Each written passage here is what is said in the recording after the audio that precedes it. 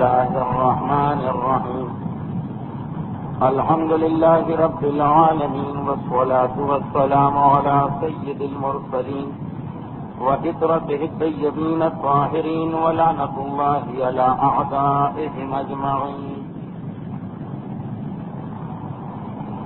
سیرت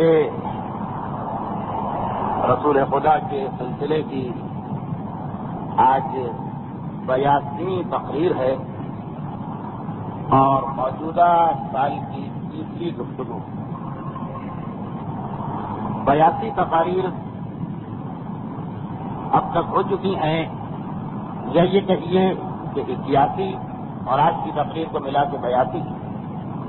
الحمدللہ ثواب اور فضیلت کے اعتبار سے ہم سب نے اس مقدس ذکر کو مسلسل ایک طویل عرصے تک سنا ہے، لیکن جیسا کہ میں نے اس سے پہلے بھی کئی بار عرض کیا کہ چاہے یہ ذکر رسول ہو یا ذکر امام، اس کا سن لینا خود ایک عبادت صحیح اور یقیناً ایک عبادت ہے، لیکن اس کے بعد یہ بھی دیکھنا ہوتا ہے کہ ہماری اور آپ کی عملی زندگی میں اس ذکر کو سننے کے بعد اس کی کیا جھلک آئی اور کیا تبدیلی واقع ہو.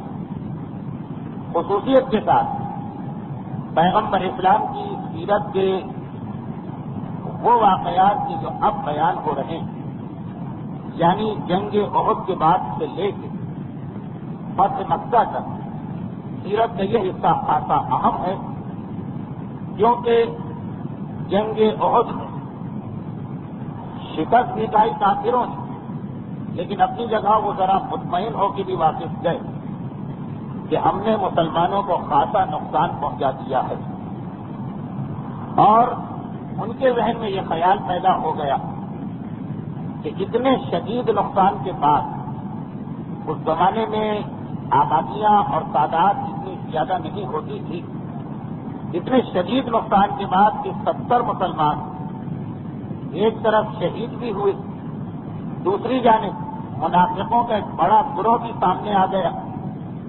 جب پیغمبر جنگ احد کے لیے روانہ ہو رہے تھے، اس وقت راستے میں سے 300 مسلمان عبداللہ ابن ابی کی قیادت میں لشکر کو چھوڑ کے چلے گئے، اور عین حالت جنگ میں کتنے ہی مسلمان دوران جنگ پیغمبر کا ساتھ چھوڑ کے جا رہے تھے. کفار مکہ کو ایک اطمینان ہوا کہ جو مخلص ماننے والے ہیں وہ مارے گئے، کیونکہ میدان احد میں زیادہ تر وہی شہید ہوئے جنہوں نے بھاگنے سے انکار کر دیا تھا، جو پیغمبر کو دل سے مانتے تھے. مخلص ماننے والے شہید ہو گئے، اور جو پیغمبر اسلام کو فقط زبانی مانتے وہ کھل کے ہمارے سامنے آ گئے. مشرکین مکہ یہ سمجھ رہے ہیں، اور اب ان کی مدد سے ہمیں آئندہ سیاست کرنا اور سازشیں کرنا آسان ہو گیا. یہ بھی ایک مسئلہ کہ آپ اپنے دشمن کے ساتھیوں یہ کیسے ڈھونڈیں کہ کون اپنے مطلب کا آدمی. جنگ احد مشرکین کے اس مسئلے کو آسان کر دیا. چنانچہ آپ دیکھیں کہ جنگ احد کے بعد مشرکین کو بھاگنا پڑا مکے کے کافروں کو. یہ تو ان کو یقین ہے کہ آمنے سامنے میدان میں نکل کے مسلمانوں کا مقابلہ مشکل ہے، لیکن یہ جو مسلمانوں دو تین گروہ منافقوں سے آئے، تو اب ان مشرکین مکہ نے چھپ کے سازشیں شروع کی، اور یہ ساری سازشیں وہ تھی کہ ان کو حمایت کرنے والے مدینے میں سے مل رہے ہیں. 3 4 5 سازشوں کا تذکرہ ہوگا، اور اس میں ہمارے جیسا کہ میں نے عرض کیا کہ ان واقعات خصوصی توجہ دینا ہے ہمیں. کچھ خاص درد، کچھ خاص اسباب ہیں عملی زندگی. بات پہنچی تھی یہاں تک کہ جنگ احد میں کفار بھاگنے کے بعد ہوش آیا تو راستے میں رکے. پیغمبر اسلام جس شام کو واپس مدینے آئے میدان احد سے، مسلمانوں کے لیے وہ بڑی سخت رات تھی. ہر گھر کوئی نہ کوئی مارا گیا تو ماتم کی آواز بھی بلند، اور ہر گھر میں کوئی نہ کوئی زخمی ایک طرف، مرے ہوئوں کا ماتم ایک طرف. بڑی دردناک، بڑی سخت، بڑی المناک رات کی مدینے والوں کی. اور عین اسی رات کے اختتام پر پیغمبر پھر ایک مرتبہ حکم دیتے کہ جتنے بھی زخمی ہیں وہ سب نکل کے چلے. مکے کے کافر جو ٹھہر گئے ہیں ہمیں وہاں جا کے ان کا مقابلہ کرنا. گزشتہ منگل کو یہاں تک بات پہنچ گئی کہ بہرحال امراء الحسد نامی میدان ہے جہاں پہ پیغمبر بھی اپنے اسی زخمی لشکر کو لے کے پہنچتے، زخمی بھی ہے، ہٹا ہوا بھی پیغمبر وہاں پہنچے۔ کفار مکہ کو جب یہ اطلاع ملی کہ ہم تو یہ سمجھ رہے تھے کہ مسلمان تھکے ہوئے اور زخموں سے چور اپنے گھروں میں آرام کر رہے ہوں، ایک دم بے خبری میں جا کے حملہ کر دو، یہ تو الٹا ہو گیا ماجرا، وہ ہمارے سر پہ آ کے کھڑے۔ تو خیر کفار مکہ تو وہاں سے فرار اختیار کرتے اور پیغمبر امراء الاسد کے میدان سے واپس مدینے میں آتے۔ تو یہ دو لشکر یعنی یہ دو لڑائیاں یا یہ دو تیاریاں پیغمبر نے ایک ہی دن میں کی۔ 15 شوال کو احد کی لڑائی ہو، 16 شوال کو امراء الاسد کے لیے پیغمبر نکلتے۔ دو لشکر پیغمبر نے صرف ایک دن کے وقفے سے تیار کیے۔ یہ سیرت رسول غالباً واحد موقع تھا کہ ایک دن کے وقفے سے 2 مرتبہ اسلامی لشکر مدینے سے باہر نکلا۔ اب پیغمبر اسلام مدینے میں واپس آ رہے ہیں۔ جس وقت پیغمبر مدینے میں داخل ہوئے تو 2 چھوٹے واقعات اور پیش آئے، اس کے بعد بہت کی لڑائی کا بیان مکمل ہو جائے گا۔ یہ یاد رکھیے کہ یہ 3 ہجری کا سن چل رہا اور شوال کا مہینہ۔ ایک واقعہ تو یہ پیش آیا کہ جب پیغمبر مدینے واپس پہنچے تو عمیر ابن عدی نامی ایک شخص آتا، یہ مسلمان تو ہو گیا تھا لیکن اس کا مسئلہ یہ ہے کہ اس کے پورے قبیلے جس کے علاوہ کوئی آدمی مسلمان نہیں ہوا۔ اس کے قبیلے کا نام ہے بنو حطمہ۔ یہ ایک آدمی اپنے قبیلے میں مسلمان ہے، تو اس کے لیے پیغمبر کا ساتھ دینا یا جنگوں میں حصہ لینا بڑا مشکل ہو رہا۔ سارا قبیلہ، سارا خاندان، سارا محلہ، پرانے زمانے میں قبیلہ اور محلہ ایک ہی چیز، یعنی ایک قبیلے کے لوگ ایک ہی محلے میں رہتے تھے۔ تو اگر اس پورے محلے میں پورے قبیلے میں ایک آدمی مسلمان ہے تو بڑا مشکل ہے کہ سب کی مخالفت مول لے کے بار بار پیغمبر کے پاس جائے۔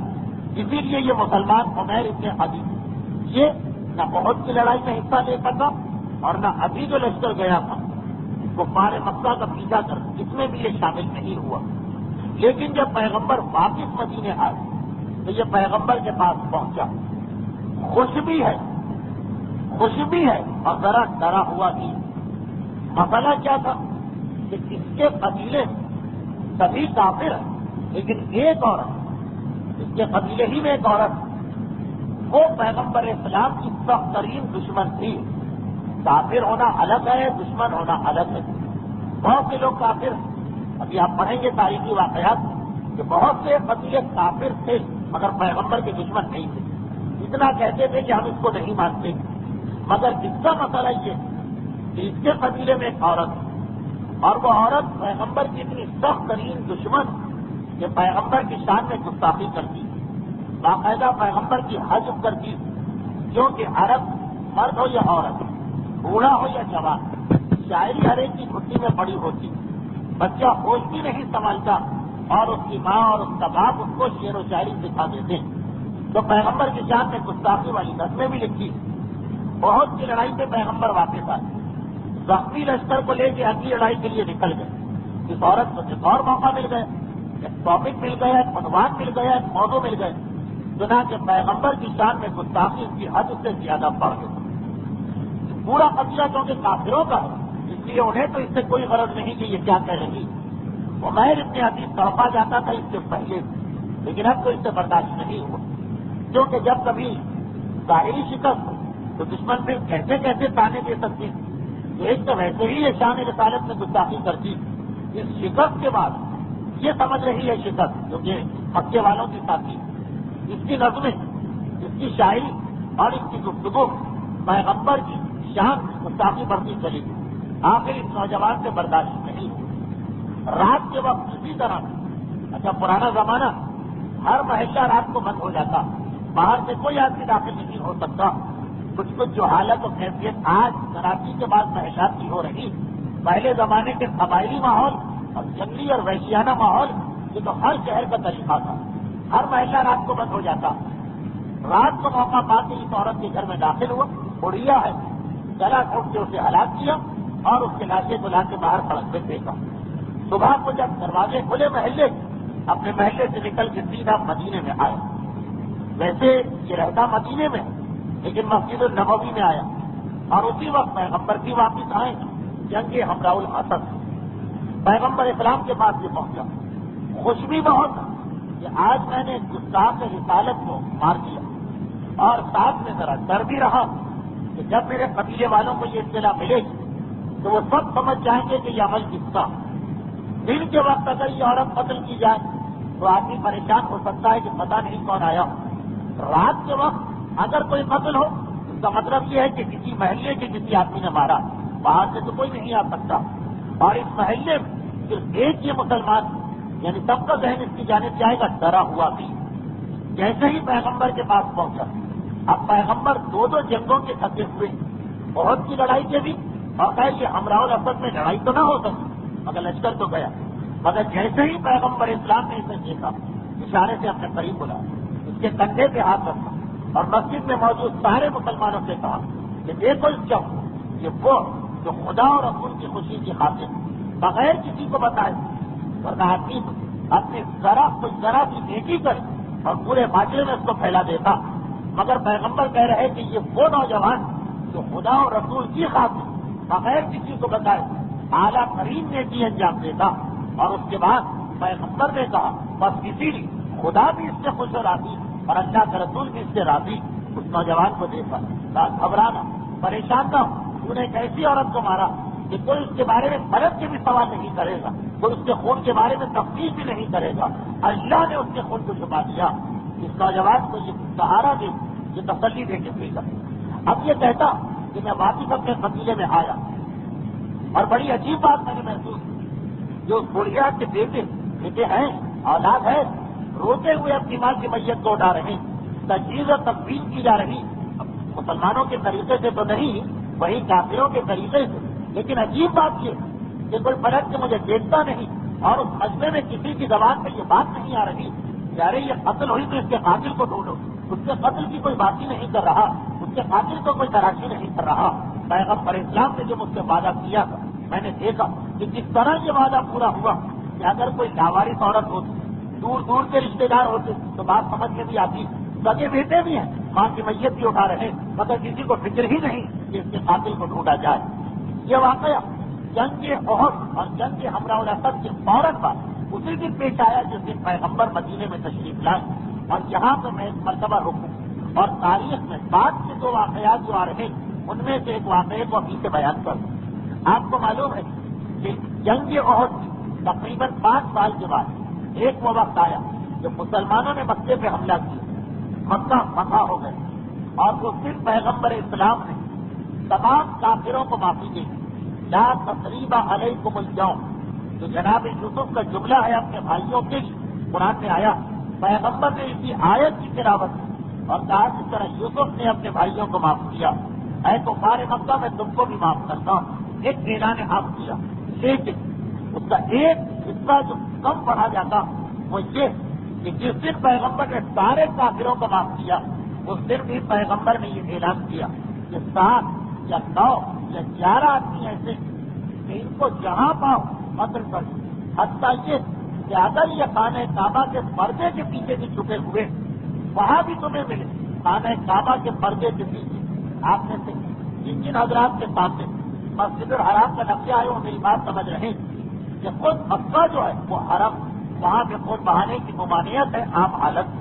پھر مکے کے درمیان مسجد الحرام مسجد کے گیٹ سے داخل ہو اور زیادہ احترام بڑھ جاتا اور وہاں بھی آگے چلے تو بیچ میں خانہ کعبہ آتا. یعنی خانہ کعبہ تک پہنچتے احترام کی 3 سرحدوں سے آپ گزرتے اور خانہ کعبہ سب سے آخر میں. لیکن حکم یہ ہے کہ اگر یہ 7 آدمی خانہ کعبہ کا پردہ بھی پکڑے نہیں پردے کے پیچھے بھی چھپے ہوں یعنی پردہ اور دیوار کے بیچ میں بھی وہاں بھی اگر کسی مسلمان کے ہاتھ لگے تو ان 7 کو وہاں بھی قتل کرو. سب کو معافی نہیں ملی. 7 آدمیوں کے لیے حکم قتل آیا اور ان 7 آدمیوں 2 عورتیں بھی جس میں سے ایک کا نام بھی تاریخ میں لکھا ہے فراسا. یہ 2 عورتیں بھی. یہ 2 عورتیں کون سی؟ یہ وہ عورتیں جو میدان احد میں آئیں اور میدان احد ان کا کام یہی تھا کہ جس وقت جنگ شروع ہو جائے یہ گانے کے ذریعے اور شاعری کے ذریعے مکے کے لشکر اور مکے کی فوج کی ہمت بڑھانی، حوصلہ بڑھانی۔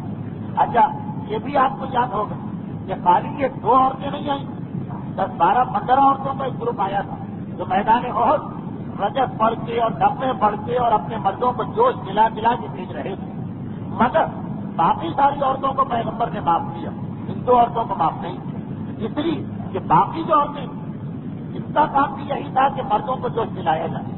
ان کا مسئلہ یہ کہ بہرحال وہ صرف اپنے لشکر سے خطاب کر رہی، اپنی تعریف کر رہی، اپنے سپاہیوں کا حوصلہ بڑھا رہی، مگر یہ 2 عورتیں جنہیں پیغمبر نے حکم جاری کیا کہ اگر یہ کعبے کا پردہ بھی سامنے سے انہیں قتل کرے، ان کی خرابی یہ کہ یہ میدان میں فقط اپنے سپاہیوں سے خطاب نہیں کر رہی، کہ پیغمبر کا نام بھی لے رہی، پیغمبر کی توہین بھی کر رہی، پیغمبر پہ دشنام بھی دے رہی، پیغمبر کے اوپر پیغمبر کے لیے سب کو شتم بھی ہو رہا، گالیوں والے الفاظ بھی استعمال ہو رہے، توہین رسالت بھی کی جا رہی۔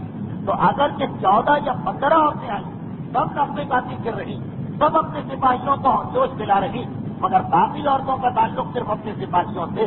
یہ 2 عورتیں پیغمبر کی شان میں گستاخی کر رہی ہے میدان احد۔ جب مکہ فتح ہوا، پیغمبر جن 7 آدمیوں کے قتل کا حکم دیا اس میں یہ 2 عورتیں بھی شامل۔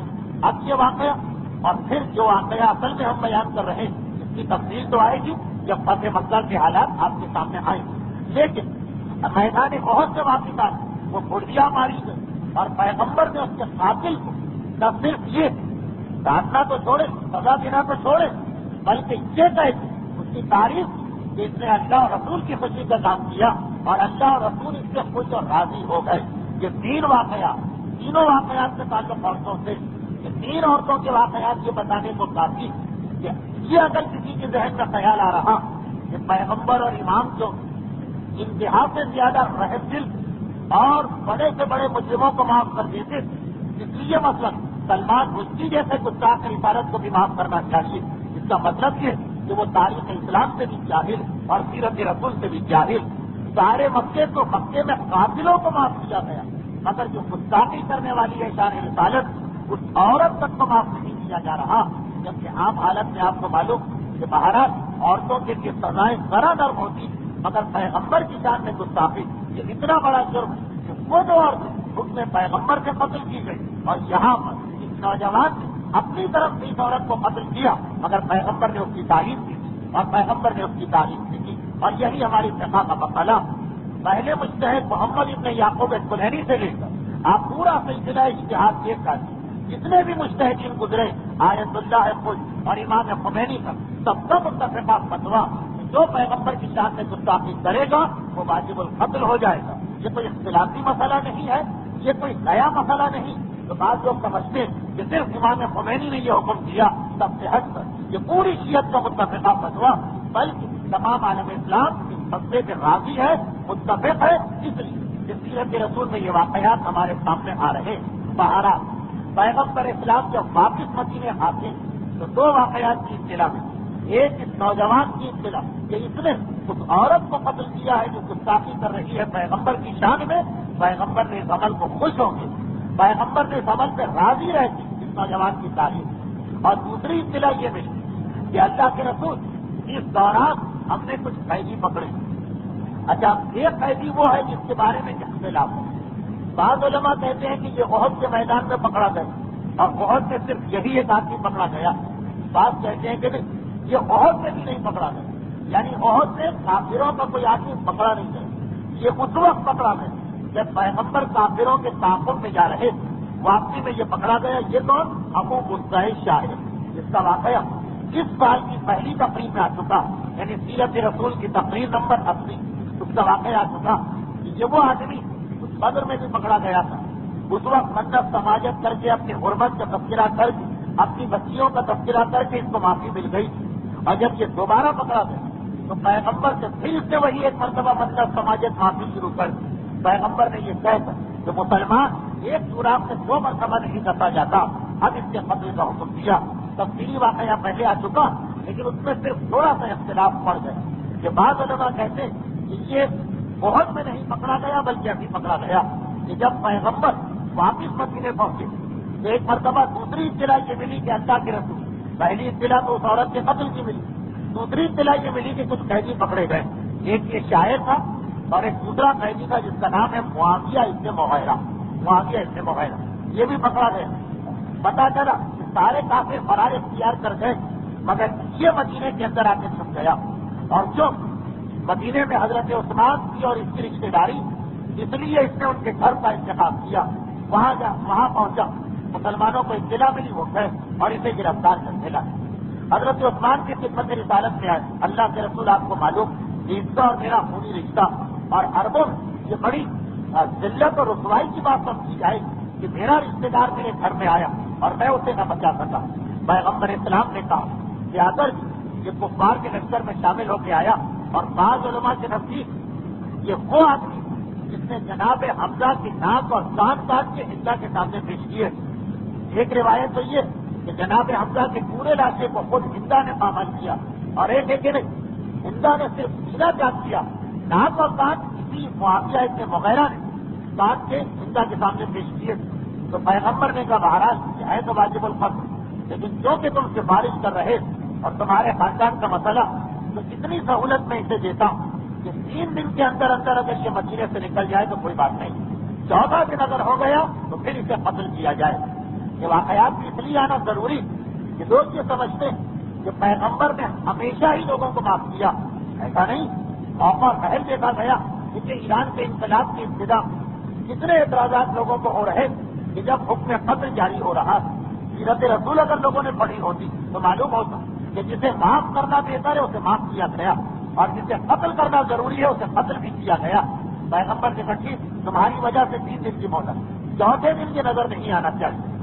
اچھا یہ شخص جیسا کہ بعض علماء تاریخ نے لکھا اصل میں جاسوسی کے لیے مدینے میں چھوڑا گیا, تو اس نے یہ سوچا کہ 3 دن کی تو مہلت مجھے مل گئی, چلو 3 دن تو میں پورے یہاں گزاروں اور جتنی زیادہ جاسوسی اور اطلاعات لے کے جا سکوں اتنا ہی مجھے انعام ملے گا مقصد. اور جب 3 دن پورے ہو رہے بس آخری ٹائم سے نکل جانا, کیونکہ یہ شخص کسی ڈر یا خوف کی وجہ سے مدینے میں نہیں آیا, یہ تو یہاں کے حالات معلوم کرنے آیا. اور آج کی تقریر کے شروع میں نے عرض کیا کہ اب مکے کے کافروں کو اتنا تو پتہ چل گیا کہ مدینے میں منافقوں کا ایک بڑا گروہ, لیکن وہ کون لوگ ہیں, کہاں رہتے ہیں, کس قبیلے سے تعلق, یہ ساری جاسوسی کے لیے مختلف آدمی بھیجے گئے. یہ تو خیر سب سے پہلا ہی آدمی, تو اس نے سوچا کہ بالکل آخر میں نکلوں گا. چنانچہ اس سے پہلا دن گزارا, مسلمان اس کو دیکھ رہے, تڑپے جا رہے. جناب حمزہ کے ڈھانچے کی توہین کرنے والا ہمارے سامنے ہے, ہم کچھ نہیں کر پا رہے. پیغمبر نے اسے آماد دی.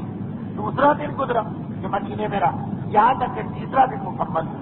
اب اس کا ارادہ ہوا کہ جیسے ہی تیسرا دن پورے ہونے میں آدھا گھنٹہ رہ جائے, 15 منٹ رہ جائے, میں نکل جاؤں. لیکن مہاراج پروردگار کی مسئلہ ہے جب بالکل رات ختم ہونے والی, یعنی کیونکہ بات صبح سویرے ہوئی تو اب 4تھے دن کی صبح کو مدینہ چھوڑ دینا. کہ رات کے بالکل آخری حصے میں نماز شب کے آخری وقت میں نکلا, مگر راستہ کھل گیا. اب مدینے کے اندر یہ بھٹک رہا اور اسے کہیں جانے کا راستہ نہیں مل رہا, مدینے سے باہر نکلنے کا راستہ نہیں ملتا, جہاں تک کہ سورج نکل آئے. اور 3 دن پورے ہو کے 4تھا دن شروع ہو گیا. جیسے ہی 4تھا دن شروع ہوا ویسے ہی پیغمبر اسلام نے اپنے 2 صحابیوں کو بلایا. ہمارے یاسر بچہ ان کا نام جانتا, اور زید ابن حارثہ یہ بھی ایک بڑے اہم صحابی, ان 2 کو بلایا اور کہا کہ وہ دشمن خدا اور رسول اب تک مدینے کے اندر, اور چونکہ میری دی ہوئی مہلت پوری ہو رہی, اب تم جاؤ اور جو اس کی شرعی سزا مجھے کے اس پر عمل کرو. زید حارثہ اور ہمارے یاسر نکل پڑے ایک مرتبہ, اور اب جب پہنچے تو پتا چلا کہ وہ آدمی مدینے کے ایک محلے میں بھٹک رہا, کیونکہ مدینے والے اس سے ویسے ہی ناراض کہ کوئی راستہ نہیں بتا رہا, اور اس سے باہر نکلنے کی گلی جو سڑک معلوم نہیں ہو رہی. زید حارثہ آگے بڑھ اور پوری شدت کے ساتھ تلوار سوار کیا. وہ دشمن خدا جناب حمزہ کے لاشے کی توہین کرنے والا اونٹ سے زمین پہ گرا. ابھی تھوڑی سی جان باقی, ہمارے یاسر سڑک کے آگے کہ اے زید اس ثواب میں میں بھی شریک ہونا چاہتا ہوں. چنانچہ ایک مرتبہ عمار نے نیزے سے وار کیا اور تلوار اور نیزے کے حملے سے یہ دشمن خدا جہنم باطل ہوا. اور ہمیں پتا چلا کہ اسلام میں معافی بھی ہے, مگر ایک حد تک ایک وہ منزل آتی جہاں قاتل کو قتل کرنا پڑتا. بس اس ایک واقعے کے ساتھ جنگ احد کے تمام واقعات مکمل.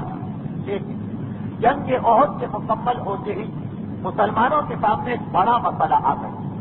اور اسی مسئلے کے حل کی خاطر پیغمبر نے خاص طریقے سے عمل کیا، اگرچہ بعد دشمنوں نے پیغمبر کی توہین شروع کر دی، لیکن پیغمبر کے سامنے مسلمانوں کا ایک بڑا مسئلہ تھا۔ وہ کیا مسئلہ؟ دیکھیے، جب یہ جنگ عہد ہوئی تو اعلان رسالت کو 16 سال گزر چکے ہیں، یعنی پیغمبر کی عمر 56 سال۔ اب تک 56 سال کی عمر تک پیغمبر اسلام نے صرف 3 شادیاں کی، اور وہ 3 بھی صرف کہ 52 سال کی عمر تک فقط ایک بیوی سے خدیجہ کا ہے۔ خدیجہ کا انتقال ہوا تو اس وقت گھر کا نظام چلانے کے لیے کسی عورت کی موجودگی ضروری ہے۔ 53 سال پیغمبر نے جناب سودا سے شادی کی۔ جناب سودا کا تذکرہ بھی انہی حالات میں آگے آئے گا، کیونکہ شاید آپ کے دل میں یہ نہ ہو کہ جناب سودا وہ خاتون کہ جن کی وجہ سے پردے کا حکم نازل ہوا۔ اس سے پہلے اسلام میں ایسا پردہ نہیں تھا کہ جیسا آج عورتوں کے لیے رکھا گیا۔ جناب سودا نے پیغمبر سے کہا کہ ہم اس طرح کھلے منہ باہر نکلتے ہمیں اچھا نہیں لگتا ہے، پھر پردے کا حکم آیا، وہ واقعہ اب ترتیب کے اعتبار سے اپنے وقت پر آئے گا۔ جناب سودا خود کافی عمر کی خاتون، جن سے پیغمبر نے دوسری شادی، وہ بھی 53 سال 53 سال تک پیغمبر کی صرف ایک شادی۔ پیغمبر مدینے میں ہے، جناب عائشہ جن سے نکاح مکے میں ہوا تھا، رخصت کی مدینے میں، اور بس بہت سی لڑائی 3 سال کے بعد، 3 سال میں پیغمبر کی یہی 2 بیویاں سودا اور عائشہ۔ جناب خدیجہ کا انتقال ہو چکا ہے، لیکن جیسے ہی وہاں کی لڑائی ختم ہوئی، اب ایک بڑا مسئلہ پیدا ہوا۔ 70 مسلمان مارے گئے اور اکثریت نوجوانوں کی ہے۔ جنگوں میں نوجوان ہی زیادہ شہید ہوتے، اس لیے کہ بوڑھوں کے جہاد ویسے ہی ثابت۔ اب ان کی بیوان سوچ ہے، جذبہ ہے، اپنے شوہروں کے غم کو بھول گئی، اسلام کے ساتھ قربانی دی، لیکن بہرحال ایک جوان عورت کا بغیر شادی کے زندگی گزارنا، یہ فتنہ، یہ فساد، عورت کے گمراہ ہونے کا خطرہ، معاشرے کے تباہ ہونے کا خطرہ، چاہے ہم کھل کے یہ بات کہیں یا نہ کہیں، مگر اسلام اس بات کا اعلان کرتا۔ جناب عیسیٰ کی طرح اسلام کا یہ اعلان نہیں کہ اللہ کے خاطر یہ بھی قربانی دو کہ بغیر شادی کی زندگی گزارو۔ اسلام مذمت کرتا نہیں، شادی زندگی کا ایک اہم ترین حصہ، اور جوان مرد اور جوان عورت سے بغیر شادی کی زندگی گزارنا، چاہے وہ اپنے آپ پہ کتنا ہی کنٹرول کیوں نہ کرے، معاشرے میں فساد پھیلے گا، خرابیاں پھیلے گی، چاہے وہ آخری حد والا گناہ نہ بھی ہو، لیکن مہاراج نگاہوں میں خرابی آئے گی، خیالات میں خرابی آئے گی۔ یہ سب چیزیں اسلام کے اعتبار سے حرام۔ ایک بڑی تعداد، دیکھیے بدر میں 14 مسلمان شہید ہوئے، اتنا بڑا مسئلہ نہیں تھا، لیکن عہد کے اندر 70 مسلمان بہت بڑا مسئلہ بن گیا۔ اب جو ان کی بیوائیں، اسلام یہ نہیں چاہتا کہ اتنی کثیر تعداد میں یہ عورتیں بغیر شادی کے رہیں۔ چنانچہ خود پیغمبر اسلام کی عزت نہیں کرتے، اور ایک طرف ہم نے یہ دیکھا کہ 56 سال تک پیغمبر نے صرف 3 شادیاں کی، جس میں ایک وقت میں صرف 2 بیویاں رہیں، تینوں بیویاں ایک وقت میں نہیں ہوئی، اور کہاں 9 مہینے کے اندر اندر پیغمبر اسلام نے 3 اور شادیاں کی، یعنی جتنی شادیاں 56 سال میں، جب 56واں سال ختم ہوا تو پیغمبر کی بیویوں کی تعداد 6 ہو، 3 سے 6، 3 نکاح اس 1 سال میں ہوئے۔ وقت اس لیے یہ جو بیوہ ہوتی ان کے مسئلے کو حل کرنا اور پیغمبر پیش قدمی کریں گے تو مدینے کے دوسرے مسلمان بھی آگے بڑھیں گے، اور وہ دوسری شادی کا فلسفہ لوگوں کے لیے واضح ہوگا۔ اگر یہ عربوں اسلام سے پہلے ہی 1 سے زیادہ شادیاں کرنا رائج تھی، لیکن اسلام آنے کے بعد اب لوگ ہر چیز میں احتیاط کر رہے ہیں، چنانچہ اسلام آنے کے بعد یہ رواج کم ہو گیا۔ بہت سی لڑائی کے بعد پیغمبر 4تھی شادی کی جناب زینب سے۔ یہ زینب نام عرب میں بہت عام نام، کئی خواتین کا، خود پیغمبر کی بیویوں میں زینب نام کی 2 خواتین، زینب نام کی 2 خواتین، اور جو پیغمبر کی بیویوں میں زینب نام کی 2 خواتین، یہ دونوں وہ جو بہت سی لڑائی میں بیوہ ہوئی، اور پیغمبر نے یکے بعد ایک تیسرے جن سے شادی کی۔ بلکہ ابھی جو میں نے یہ کہا کہ پیغمبر اسلام نے عہد کی لڑائی کے بعد 3 شادیاں کی 1 سال، بلکہ 3 کی عدد کو بھی میں بڑھا کے 4 کیے دیتا ہوں، اس لیے کہ جب 4تھی شادی ہوئی ام سلمہ، اس کا تعلق بھی عہد سے مل جائے گا، ابھی آپ تفصیل سن۔ اب جناب زینب بنت خزیمہ، یہ وہ خاتون ہیں کہ جن کے شوہر بہت میں شہید ہو، اور یہ بہت کی لڑائی سے پہلے ہی صدقہ خیرات کرنے میں بہت مشہور ہے۔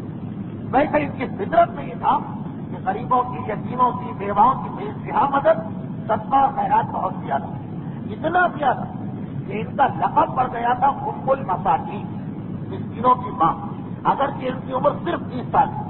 30 سال میں جوانی میں انہوں نے انتقال کیا، 30 سال کی عمر میں انتقال ہوا، لیکن ان کا لقب تھا ام المساکین۔ یہ کثرت کے ساتھ صدقہ خیرات کیا کرتی تھی۔ ان کے شوہر جنگ احد میں شہید ہوئے، اور جیسا بھی میں نے بتایا کہ ان کی عمر صرف 30 سال ہے۔ جیسے ہی عدت پوری ہوئی، 4 مہینے گزرے اور 11واں دن آئے، پیغمبر اسلام نے اپنا رشتہ بھجوایا۔ اب عدت کا زمانہ تو مہاراج شہید کی بیوہ ہو یا کسی عام آدمی، عدت تو ہر ایک کے لیے گزارنا۔ 4 مہینے اور 11واں دن عدت ختم ہو کے اگلا دن پیغمبر کی طرف سے شادی کا پیام کیا رہا۔ ہو سکتا ہے کچھ لوگوں کو بڑا عجیب لگا اس وقت بھی، مگر پیغمبر کسی چیز کو تو ذہنوں سے نکالنا چاہ رہے ہیں۔ یہ تو مسلمان ہندو نہیں، کافر نہیں، بت پرست نہیں، یہ ان کے اصول کے اوپر یہ عورت بیوہ ہو تو ساری زندگی اسے بیوہ رہنا چاہیے کہ کم سے کم 1 2 سال 3 سال شوہر کا غم کرے، نہیں 4 مہینے کے بعد 11واں دن پیام پہنچتا جناب زینب بنت خزیمہ۔ اب پیغمبر کا پیام جس کے پاس جاتا وہاں تو سوچ و بچار کی کوئی گنجائش ہی نہیں، جناب ان کی شادی ہوگی۔ اب یہ دوسری بات کہ بمشکل 2 یا 3 مہینے یہ زندہ رہے اور اس کے بعد بیمار پڑی، اور اسی بیماری اسی جوانی کے عالم میں 30 سال ان کا انتقال ہو گئے۔ پیغمبر اپنے آپ سے ان کے جنازے کو اٹھوایا، نماز جنازہ پڑھائی اور جنت البقیع میں دفن کیا۔ پیغمبر اسلام کی جتنی بیویاں، ان میں صرف 2 بیویوں کو یہ شرف حاصل کہ پیغمبر نے ان کو دفن کیا، ایک جناب خدیجہ مکے میں اور ایک جناب زینب مدینے میں۔ باقی پیغمبر کی جتنی بھی شادیاں ہوں وہ ساری بیویاں پیغمبر کے انتقال کے بعد انہوں نے انتقال کیا۔ پیغمبر کی زندگی میں صرف 2 بیویوں کا انتقال، وہ بھی ایک مکہ اور ایک مدینہ۔ تو جناب زینب بہت کی لڑائی کی 4 مہینے اور 11 دن کے بعد شادی کا پیام گیا، شادی ہوئی اور 2 یا 2.5 مہینے کے بعد ان کا انتقال ہو گیا۔ ایک یہ رشتہ۔ اس کے بعد پیغمبر اسلام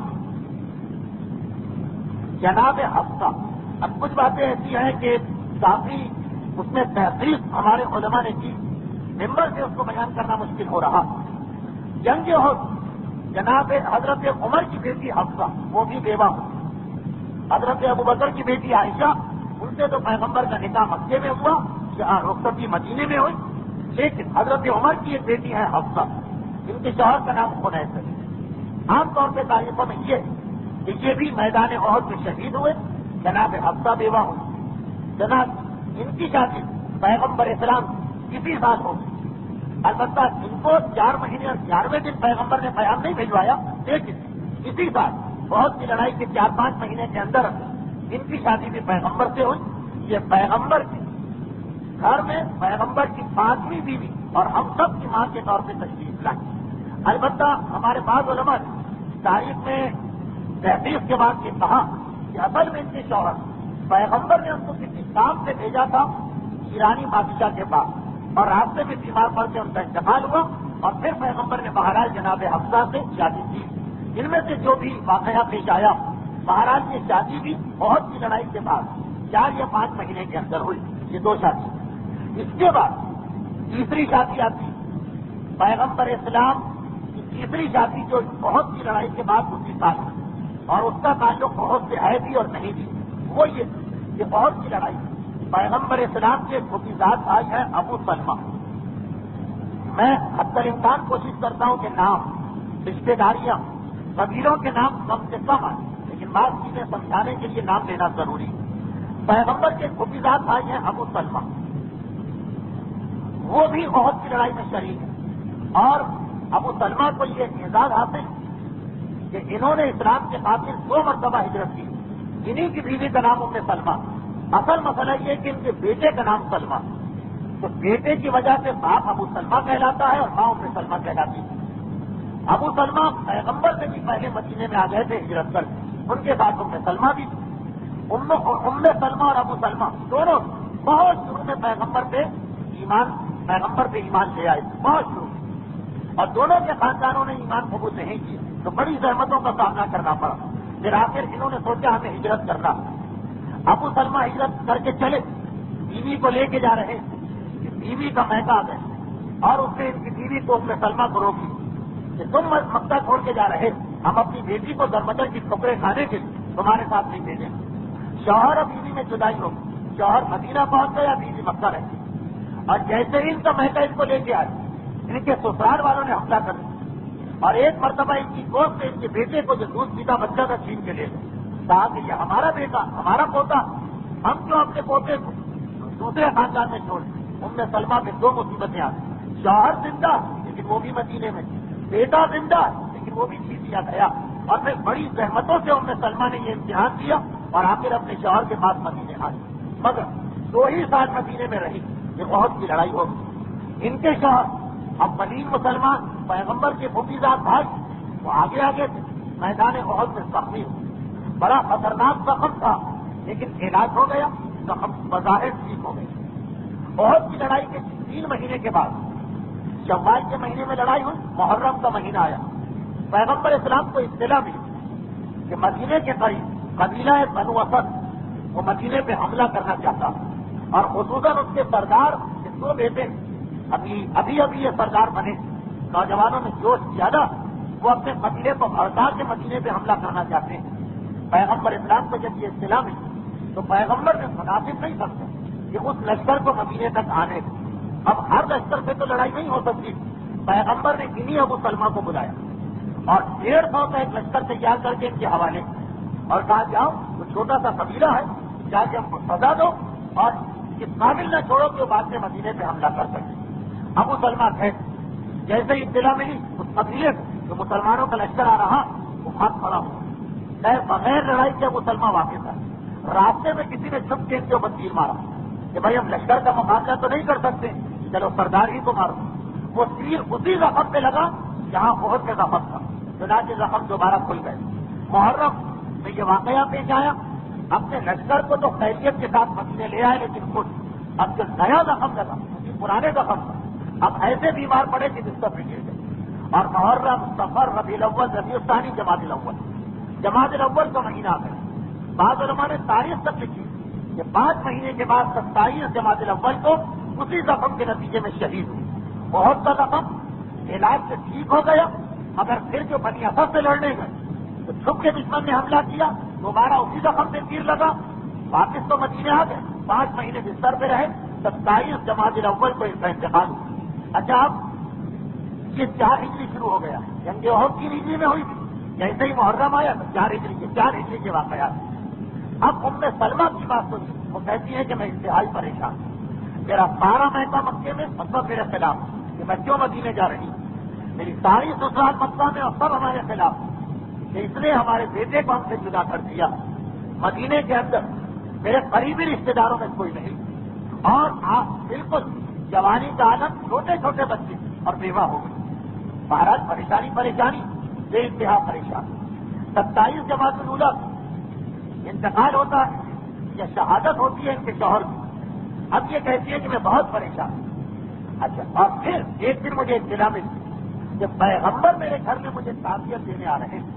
ایک مسلمان کے لیے اس وقت سب سے بڑی خوش قسمتی یہ تھی کہ اللہ کا رسول اس کے گھر میں آتے، اور خاص طور پر ایک ایسی بیوہ عورت تھی جس کا مدینے میں کوئی بھی رشتے دار بھی نہیں، پیغمبر اسلام آ رہے، اس سے بڑی سعادت اور خوشخبری کوئی نہیں ہو سکتی۔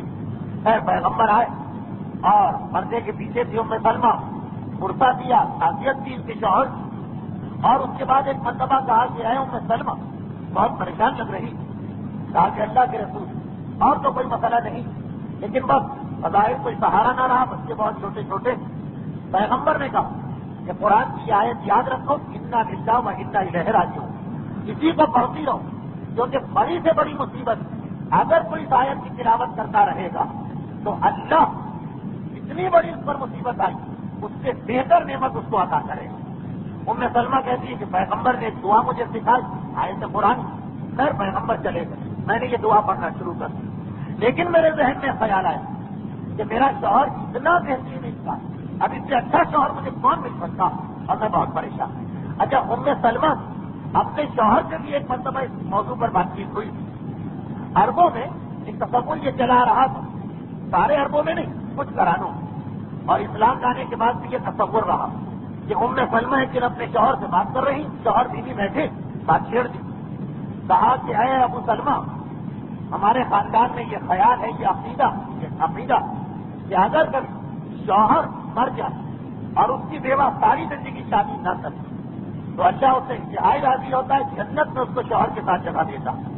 اور اگر کبھی کسی شوہر کی بیوی مر جائے اور وہ شوہر پھر اپنی پہلی بیوی کی یاد میں ساری زندگی شادی نہ کرے، اس کا بھی بڑا جو مقام ہے اور جنت میں اس کو جگہ ملتی ہے۔ تو ہم تم سے وعدہ کریں کہ اس عقیدے کی بنا پر ہم میں سے جس کا بھی انتقال پہلے ہو دوسرا ساتھی شادی نہ کرے تاکہ جنت میں بھی ہم ساتھ میں رہیں۔ ابو سلمہ، اب ام سلمہ خود کہہ رہے میرے شوہر نے فوراً پلٹ کے مجھے دی اور کہا کہ بتاؤ کہ کیا تم میری ایک بات مانو؟ ام سلمہ حیران ہو کر کہتی ہے کہ ایسی کون سی بات ہے کہ تم کہو اور میں نہ مانوں؟ کہا کہ ایک وعدہ مجھ سے کرو، میں وصیت کرتا ہوں کہ جیسے ہی میرا انتقال، اگر تمہارے سامنے میں مر گئے، جیسے ہی میرا انتقال، اس کے بعد جلد از جلد تم دوسری شادی کر دیں۔ بیوی اپنے شوہر کو عقیدہ بتا رہی، یعنی اس قسم غلط باتیں بہت سے خاندانوں میں مشہور ہوتی جناب ام سلمہ، اچھا اور عورتوں میں اس قسم کی باتیں زیادہ ہوتی۔ ام سلمہ نے یہ بتایا، ابو سلمہ نہیں، فوراً ایک مرتبہ طرف سے کہا میری وصیت اور وعدہ کرو کہ اس پہ عمل کرو کہ اگر تمہاری موجودگی میں میرا انتقال ہو گیا تو بیوہ بن کے نہ رہنا، حتی الامکان جتنے جلد ہو سکے شادی کر لینا۔ ام سلمہ کہتی کہ میرے شوہر کی بات میں نے سنی، وصیت اور وعدہ، چنانچہ مجھے یہ وعدہ کرنا پڑا۔ اب ادھر پیغمبر غصہ دیکھے گئے، لیکن جاتے جاتے یہ پیغام پہنچا گئے کہ اگر انا للہ و انا الیہ راجعون، اور میں یوں بتا دوں کہ پیغمبر نے یہ خالی ام سلمہ کو نہیں عمل بتایا، ایک عام بات کہی کہ جو بھی مصیبت ہوگا مصیبت کی عالم میں شاید کی اکثر تلاوت کرے، خدا اتنی بڑی نعمت اس سے لی گئی، اس سے بڑی نعمت اسے عطا کرے۔ ام سلمہ کہتی کہ شوہر سے کیا ہوا وعدہ بھی مجھے یاد کہ مجھے دوسری شادی کرنا، اور پیغمبر یہ پیغام دے کے گئے کہ بہتر شوہر ملے گا۔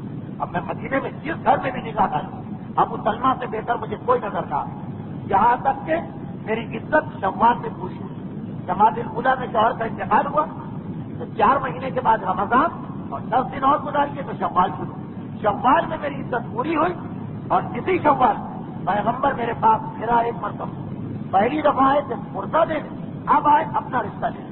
آئے ام سلمہ تمہارے حالات کو دیکھ کر اور تمہاری اولاد کو دیکھ کر میں نے یہ مناسب سمجھا کہ میں خود تم سے شادی کروں۔ اچھا، اس دوران پیغمبر کی ان بیوی کا انتقال ہو گیا ہے جو ام المساکین کہلاتی ہے، پیغمبر نے اپنا رشتہ دیا۔ سر ام سلمہ کو ہچکچائیں، کچھ پریشان ہوئی کہ لوگ کیا کہیں گے، میری اولاد کے لیے کوئی پریشانی نہ ہو۔ وہ ساری گفتگو جناب ام سلمہ کے حالات پر جو میں نے آج سے تقریباً 10 سال پہلے تقریر کی تھی اور شاید اسی ممبر سے کی تھی، اس کیسٹ میں سن لیجیے۔ خلاصہ یہ کہ پیغمبر اسلام کی یہ چھٹی شادی اسی سال میں ہو رہی ہے، بہت سے واقعے کے 12 مہینے کے اندر ام سلمہ کو پیغمبر اسلام نے پیام دیا۔ ام سلمہ ایک مرتبہ آخر میں بات طے پا گئی، اور دیکھیے عجیب بات، جو اسلام کا تصور دیتا ہے اس کو ذہن میں رکھیے، یہ ہندوانہ رسم و رواج یا اپنے گھرانوں کے رسم و رواج نکال سے ام سلمہ کی شادی ہوئی، اور ام سلمہ کا نکاح کس نے پڑھا؟ ہمارے یہاں جو نکاح ہوتا ہے اس میں بھی نکاح پڑھنے کے لیے علماء کو بلایا جاتا ہے نکاح خان۔ ام سلمہ کا نکاح کس نے پڑھا؟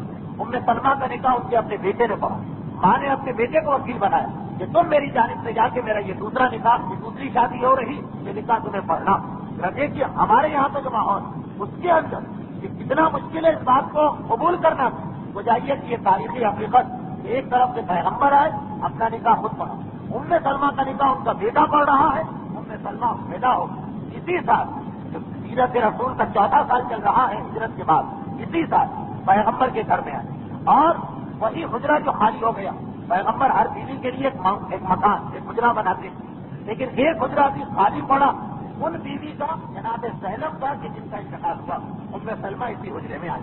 تو خیر بہت سی لڑائی کے بعد جو ہمارے سامنے سیرت رسول کا ایک نمایاں واقعہ آیا، وہ یہ کہ پیغمبر اسلام کی یہ 3 شادیاں، ایک شادی جناب زینب سے جن کے شوہر احد میں شہید ہوئے، پھر وہ شادی ہوئی اور 2.5 مہینے کے بعد ان کا انتقال، دوسری شادی حضرت عمر کی بیٹی جناب حفصہ سے جن کے شوہر احد میں شہید ہوئے، اور پھر ان سے پیغمبر نے 5ویں شادی کی، اور 6ٹھی شادی جناب ام سلمہ جن کے شوہر تو احد میں شہید نہیں ہوئے لیکن زخم احد میں لگا اور اسی زخم سے بعد میں شہید ہوئے۔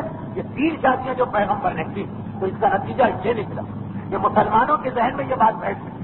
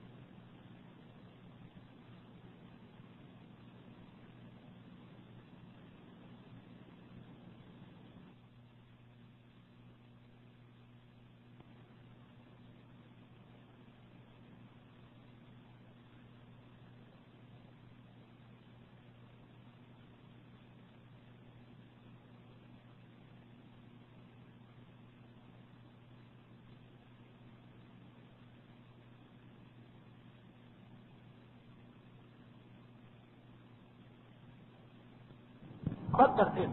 یہ جو تاریخ کا واقعہ کہ پیغمبر اسلام جب وضو کرتے ہیں تو پانی کا ایک قطرہ زمین پہ نہیں گرنے پاتا. صحابی لائن میں کھڑے اور ہر صحابی ان پانی کے قطروں کو جو پیغمبر کے چہرے اور ہاتھوں سے گر رہے اپنے جسم پہ لے کے مت کر رہے. ایک مرتبہ کی بات نہیں، جب بھی پیغمبر وضو کر رہے. یہ حالت ہے کہ جب پیغمبر اسلام کسی علاقے تک ایک علاقے تک گئے مدینے سے بعد، اس کے بعد 2 ہفتے بعد، 1 سال بعد، 4 سال بعد، 10 سال بعد پیغمبر کی کسی صحابی کو وہاں جانا پڑتا. تو آپ وہ جاتے ہیں تو حتی الامکان کوشش کرتے ہیں کہ جہاں جہاں پیغمبر کا قدم گیا اسی قدموں کے اوپر میں اپنے قدم رکھتا ہوا جاؤں. یہاں تک ہے تاریخ. ایک مرتبہ راستہ ذرا بدل گیا، راستہ بدل گیا. جب پیغمبر جایا کرتے تھے تو راستہ مثلا سیدھا، اب ذرا راستہ ٹیڑھا ہو کے گیا. پیغمبر کے صحابی جا رہے ہیں، چلتے چلتے ایک درخت نظر آئے، راستہ چھوڑ کے 6 درخت کے قریب اور اس کے نیچے سے ہو کے باہر نکلے دوبارہ راستے پہ آتے. لوگوں نے پوچھا یہ کس کا؟ مجھے یاد جب پیغمبر یہاں سے گزرے تو یہ درخت راستے میں آیا تھا، پیغمبر تک جھکا کے اس کے نیچے میں گئے.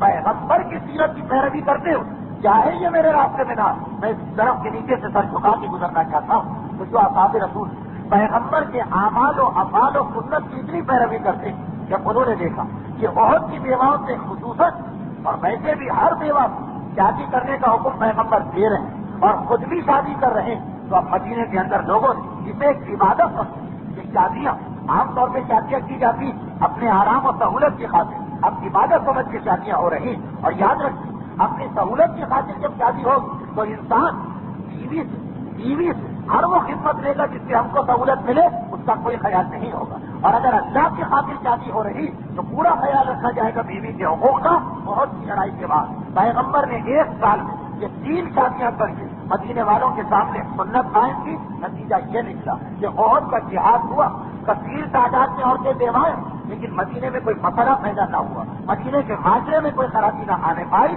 معاشرہ صحیح طریقے سے چلنے لگا. اب اس کے بعد یہ تو ایک حصہ مکمل ہوا اور یہ میں نے اندازہ کیا کہ آپ میں سے بہت سو واقعات تو شاید سنے، احساس نہ ہوا ہو کہ کتنا اہم مسئلہ.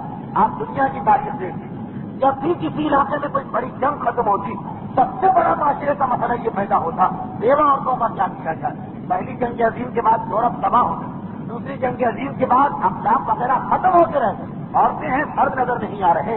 اور وہاں ان کے قانون کے مطابق آپ کو معلوم ہے کہ عیسائیت میں 2 شادیاں حرام، دوسری شادی نہیں ہو سکتی. تو نہ کہ پھر اب گناہوں کا راستہ کھلا، اس لیے کہ جو خواہشات ہیں وہ تو پوری کی جائیں. کہ اسلام 1400 سال پہلے اس مسئلے کو حل کر چکا کہ دنیا کے ہر ملک میں جنگ کے بعد پیدا ہوتا. پیغمبر اسلام ایک طرف یہ مسئلہ حل کیا اور اس مسئلے نے یہ بتا دیا کہ دین فقط نماز پڑھ لینے اور روزہ رکھنے کا نام نہیں. ہمارے یہاں دین کا یہی تو تصور ہے کہ بلا آدمی بہت نماز پڑھتا ہے، بہت روزے رکھتا ہے. نماز اور روزے کی اہمیت، لیکن یہ جو معاشرتی مسئلے، یہ جو خاندانی مسئلے، ان کو بھی حل کرنا ہے دیندار آدمی کو. یہ دینداری نہیں کہ ہم نماز پڑھتے روزہ رکھتے، شوہر اور بیوی میں جھگڑا ہوا، یہ ہمارے سامنے آیا، ہم نے کہا بھائی ہم تو اس میں دخل نہیں دیتے. اتنے مقدس اور متقی بن گئے کہ ہم تو ان معاملات میں دخل نہیں دیتے. اس کا ساتھ دیں، اس کا ساتھ دیں، یہ ہمارے لیے مشکل ہو رہا. یہ تقدس نہیں، یہ تقویٰ نہیں. دین کا ایک حصہ نماز اور روزہ، اس کے بغیر تو کوئی شخص مومن نہیں. لیکن ساتھ یہ جو معاشرتی مسئلے پیدا ہوتے اور انہیں مقدس لوگوں کی ذمہ داری ہے کہ آگے بڑھ کے ان معاملات کو نپٹائیں. نتیجہ کیا نکلتا کہ نماز اور روزہ کرنے والے مقدس کونے میں رہ جاتے ہیں اور یہ خاندانی مسائل کو وہ لوگ آگے بڑھ کے حل کرتے ہیں. دھوکے باز ہوتے ہیں، جو جھوٹ بولتے ہیں، جن کی نگاہ میں کوئی خوف خدا بھی نہیں، جو فقط اپنے وفات کو دیکھتے ہیں. خرابی کیوں؟ خرابی اس لیے ہوئی کہ نمازی کونے میں چلا گیا، روزہ رکھنے والا کونے میں چلا گیا، دعائیں اور اعمال کرنے والا جھگڑوں میں پڑنے سے ڈرتا. کوئی ڈرنا نہیں، آگے بڑھ کے ان مسائل کو حل کرنا. شوہر اور بیوی کے اختلاف ہیں، ساس و بہو کے مسئلے، پڑوسیوں کے مسائل، کاروباری جھگڑے، یہ آگے بڑھنا یہ بھی دین کا ایک حصہ. پیغمبر اسلام مدینے پہ متواتر حملے ہو رہے ہیں، مدینے کے خلاف سازشیں کی جا رہی. مکے والے جا کے اطمینان سے نہیں بیٹھے، انہوں نے عرب کے چھوٹے چھوٹے قبیلوں کو اکسانا شروع کیا. لیکن ان تمام پریشانیوں کے درمیان پیغمبر نے یہ نہیں کہا کہ مدینے کو بچانا اہم مسئلہ، یہ شادی وادی کے مسئلے بعد میں دیکھے جائیں گے. نہیں، وہ بھی اہم مسئلہ. معاشرہ تباہ ہو جاتا ہے، معاشرہ فاسد ہو کے رہ جاتا. اس معاشرے میں نماز اور روزہ بھی نہیں رہ سکتا کہ جہاں اس طرح سے ایک دوسرے سے ظلم و زیادتی ہو رہی. تو سیرت رسول کا ایک اہم ترین پیغام کہ عہد کی لڑائی کے بعد دشمن خندق کی تیاری بھی کر رہا، اس دوران سازشیں بھی کر رہا. پیغمبر نے ان کے ساتھ ساتھ ان عام مسائل کو بھی حل کیا. اور دیکھیے دشمن خاموش نہیں بیٹھا، سازشوں کا سلسلہ جاری. جو نہ ابھی آپ نے سنا ام سلمہ کے شوہر شہید ہوئے اس ایک قبیلے کی وجہ سے جسے مکے کے کافروں نے اکسایا کہ تم پیغمبر کے قریب ہو آگے بڑھ کے حملہ کر دو، وہ جو محرم کا واقعہ تھا۔ اس کے بعد سفر کا مہینہ ہے لیکن جنگیں ہو رہی، عرب میں قبیلہ ہے قبیلہ حذیل، یہ مکے کے بہت ہی قریب، ان کی اور قریش کی دوستی، قریش نے ان کے سردار، اور یہ بہت ہی اہم واقعہ بننے جا رہا ہے سیرت رسول کا۔ آج مکمل نہیں ہو سکے گا لیکن اسے بہت توجہ سے سنیں، اور آئندہ جو یہ واقعہ آپ کے سامنے آئے گا پورا تو آپ کو واقعہ لطف بھی آئے گا، مزہ بھی آئے گا۔ اتنا اس واقعے کے میں جوش اور جذبہ نظر آ رہا مسلمانوں کا مکے کے قریب۔ اب دیکھیے میرا نقطہ ذہن میں رکھیے گا کہ واقعات بھی میں بیان کر رہا ہوں، ساتھ میں یہ بھی واضح کر رہا ہوں کہ پیغمبر کے زمانے میں شادیاں کر رہے ہیں اور شادیاں کروا رہے ہیں، اس وقت مدینہ ہاں کتنے خطرے ہیں، ایسا نہیں کہ حالات بالکل پرسکون، خطرہ بھی ہے مدینے میں، ساتھ ساتھ وہ مسئلہ حل ہو رہا ہے معاشرتی۔ محرم میں 150 آدمیوں کو بھیجنا پڑا پیغمبر کو جو کہ قبیلہ بنی اسد آ رہا، اس کا خاتمہ کیا۔ سفر کا مہینہ ہے، قریش کا دوست قبیلہ ہے قبیلہ بنو حذیل، یہ مکے سے کچھ مقام پہ کچھ فاصلے پر ایک جگہ ہے عفان۔ آپ حضرات جس وقت حج یا عمرے کے لیے مکے سے مدینے جاتے تو راستے میں بورڈ بھی آتا ہے عفان کا، عفان آج تک موجود ہے، وہاں ایک قبیلہ رہتا ہے حذیل، ان کی مکے والوں سے دوستی، بلکہ دوستی نہیں معاہدہ حلیف ہے کہ ہم ایک دوسرے کا ساتھ دیں گے جنگوں میں۔ اس قبیلے اچھا حذیل تو بہت بڑا قبیلہ، اس کی ایک چھوٹی سی شاخ ہے، اس میں ایک چھوٹا سا خاندان، اس کے سردار کا نام ہے سفیان حذیل۔ مکے کے سرداروں نے اسے تیار کیا کہ ایسا کرو مدینے پہ حملہ کرو، تمہارا قبیلہ بھی بہت بڑا ہے اور اچانک حملہ کرو۔ چنانچہ وہ لشکر لے کے میدان میں نکلا، لیکن اس سے پہلے سے یہ مدینے پہنچے، پیغمبر کو اطلاع ملی اور پیغمبر کا جاسوسی کا نظام بہترین نظام مانا گیا دنیاوی اعتبار سے بھی، علم غیب تو ہے رسول کے پاس، تو دنیاوی اعتبار سے بھی اطلاع مل گئی پیغمبر کو، اگرچہ بہت چھپ کے یہ سفیان چلا، چنانچہ پیغمبر نے فوراً عبداللہ نامی ایک صحابی کو ایک چھوٹا سا لشکر دے کے بھیجا، اور وہ آئے، انہوں نے دیکھا کہ میرا لشکر ہے چھوٹا، یہ لشکر ہے بس۔ اب تاریخ میں تفصیل نہیں، صرف ایک جملہ ہے کہ انہوں نے کوئی ایسی چال چلی یا کچھ ایسی حکمت عملی سے کام کیا کہ ان کا چھوٹا لشکر کامیاب ہوا، یہ بڑا لشکر جو تھا بتر بتر ہو گیا، بکھر کے رہ گیا، پھیل کے رہ گیا۔ اور بعض علماء کہتے ہیں کہ ان کا سردار مارا گیا، باپ کہتے ہیں وہ مارا نہیں گیا، وہ بھاگ گیا، مہاراج مارا گیا ہو یا بھاگ گیا ہو، وہ اس کے قبیلے تک اطلاع پہنچی کہ تمہارا ایک سردار مارا گیا، یا یہ کہ وہ خود بھاگ کے آئے۔ اس کو جب وہ یہاں پہنچا تو ادھر مکے والوں نے پیغام بھجوایا، دیکھیے بہت چھوٹی سی لڑائی ہوئی تھی سفر، لیکن اس کا واقعہ بڑا عجیب واقعہ بنا۔ اب یہ سردار یہ مارا گیا، یہ بھاگ کے آئے۔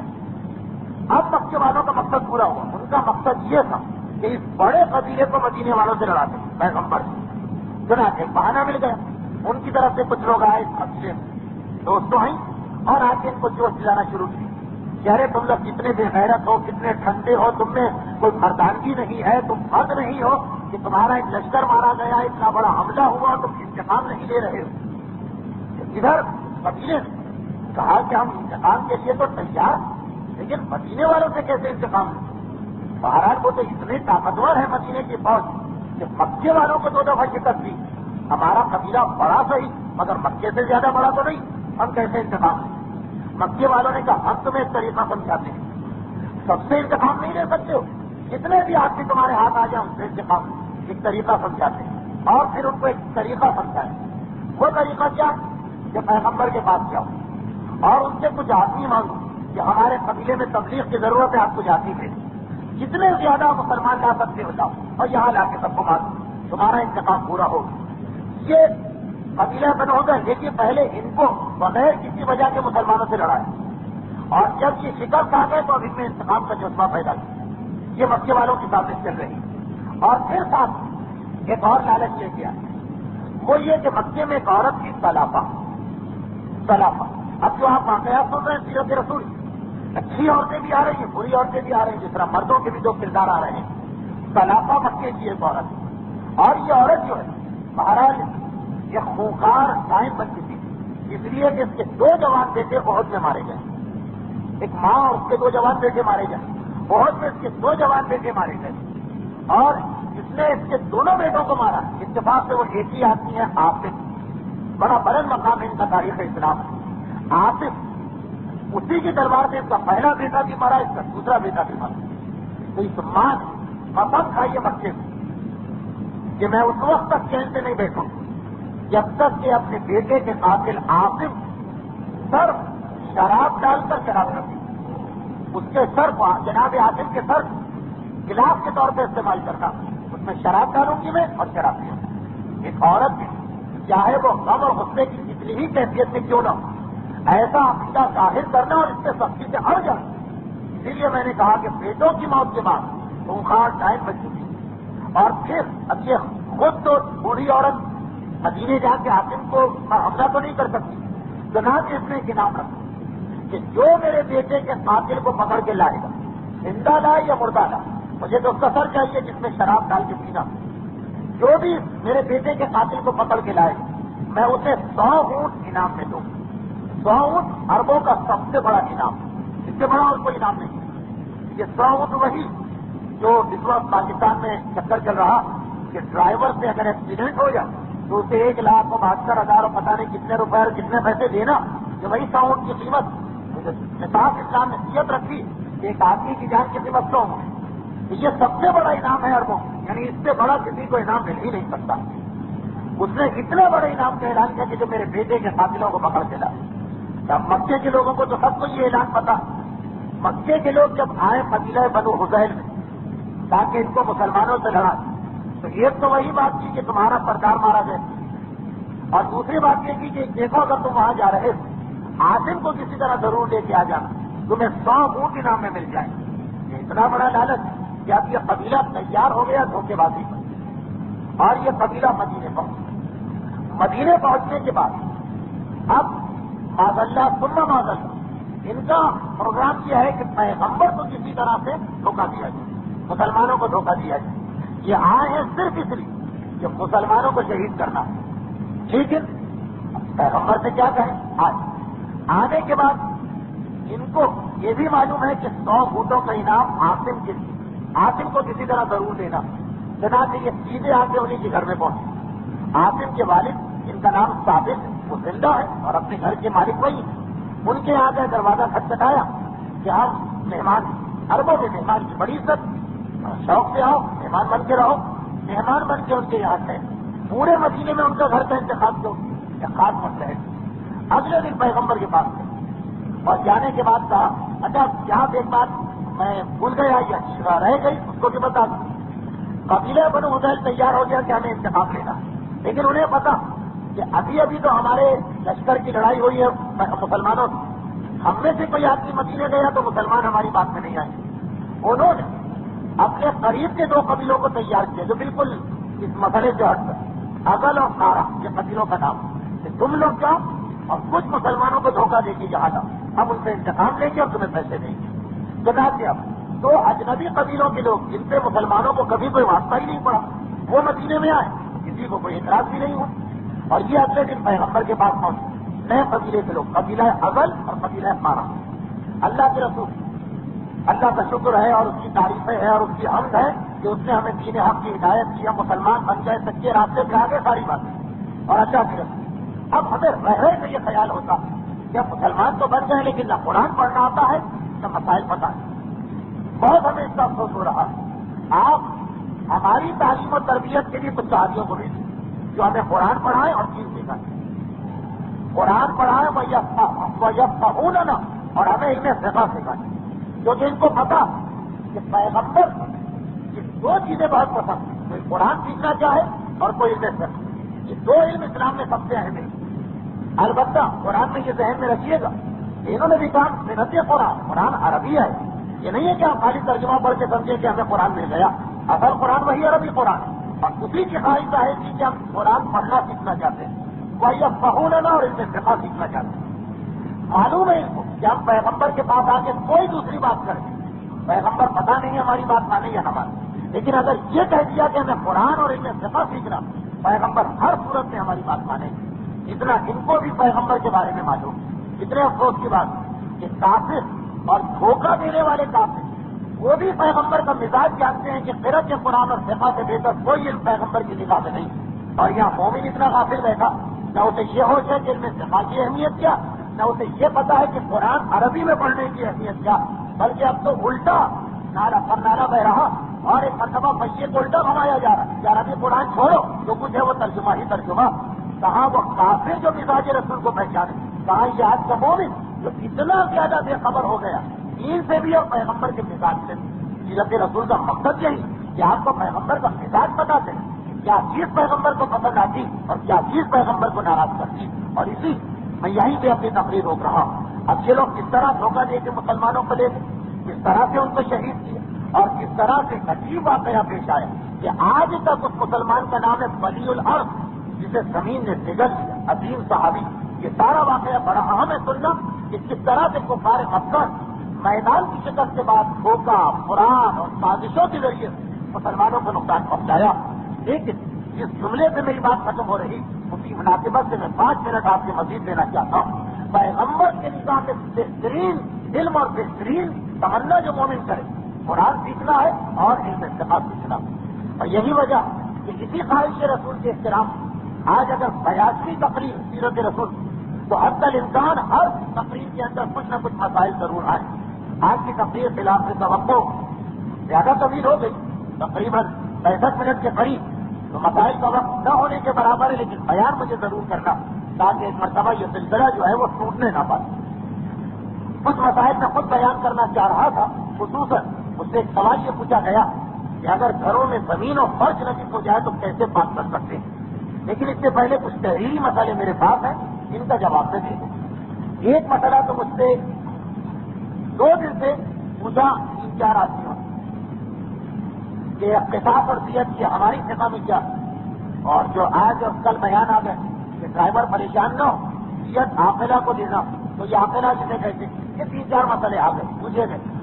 اب مسئلہ یہ ہے کہ اس کی وضاحت کم سے کم 30-35 منٹ چاہیے. یہاں تو اتنی گنجائش نہیں. تو اس جمعے کو جو ہمارا درس ہوتا ہے مسائل فقہ کا حسینی تعاون کمیٹی، یہ عنوان میں نے وہاں کے لیے رکھ دیا ہے. یہاں صرف اس لیے میں نے بتایا تاکہ جن کا یہ مسئلہ وہ پریشان نہ ہو. میں نے ان کے مسئلے کو نظر انداز نہیں کیا. وہ 3 دن کے بعد جمعے کے دن آ رہا تعاون کمیٹی کے درس میں. لیکن یہاں جو محدود وقت ہے اس میں اس کی گنجائش نہیں. یہاں کا پہلا مسئلہ، اور یہ مسئلہ کئی دفعہ ان تقریروں میں آیا، مگر یہ 80 تقریریں 6 سال سے چل رہی تو لوگ بھول بھی گئے ہوں گے. آج ایک مرتبہ پھر میرے سامنے پہنچا تو پھر میں اس کا جواب آپ تک پہنچا دوں. وہ مسئلہ یہ، اور یہ بہت ہمارے ذہنوں میں لوگوں کو، ہمارے لوگوں میں پریشانیاں پیدا کرتا ہے یہ مسئلہ. وہ یہ ہے کہ میت کے لیے 40 مومنین سے شہادت دی جاتی، دستخط کروائے جاتے ہیں.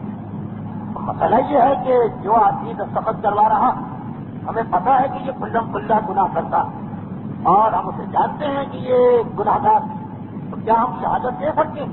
اور یہ شہادت کیا جھوٹی گواہی تو نہیں ہوگی؟ مثلاً بے نمازی بھی.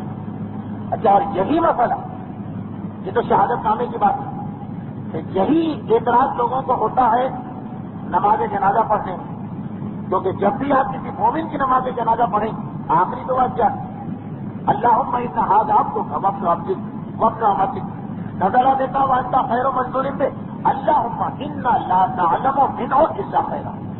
خداوندہ ہم تو اس مرنے والے کو یہی جانتے ہیں کہ یہ خیر پر ہے، خیر ہی خیر ہے، اور ہمیں پتا ہے کہ شرابی، ہمیں پتا ہے کہ جواری، ہمیں پتا ہے کہ بے نمازی کیسے نماز جنازہ پڑھے. یہ جو چیزیں ہیں کہ بعض مرنے والے کردار اور عمل کے اعتبار سے بدترین انسان ہوتے ہیں، تو کچھ لوگ ان کی نماز جنازہ میں اسی لیے غائب ہو جاتے ہیں کہ کہیں نماز پڑھنا نہ پڑ جائے، اور پھر ہم یہ کیسے کہہ دیں. اور اسی لیے کچھ لوگ ایسے لوگوں کی شہادت نامے میں دستخط نہیں کرتے. مگر دونوں کا ایک ہی جواب ہے، یہ جھوٹی گواہی نہیں. نہ نماز میں یہ جھوٹی گواہی ہے کہ آپ نے خدا بندہ، ہمیں معلوم ہے کہ مرنے والا خیر پر. نماز میں بھی یہ جھوٹی گواہی نہیں ہے، شہادت نامے میں بھی یہ جھوٹی گواہی نہیں. جھوٹی گواہی کس کو کہتے ہیں؟ ایک آدمی بے نمازی، ایک آدمی بے نمازی،